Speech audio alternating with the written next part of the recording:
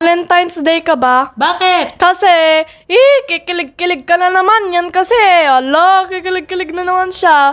Ate, unahin mo muna yung sarili mo. Hindi yung puro date ka lang ng date dyan Maminsan lang met di Valentine's Day. Dapat yung hanapin mo ate, yung pang forever na, ganon. But hindi lang araw ng mga puso, kundi araw din ng mga utak. Kasi ang dami na nun kinikilig ng mga ganon, di ba?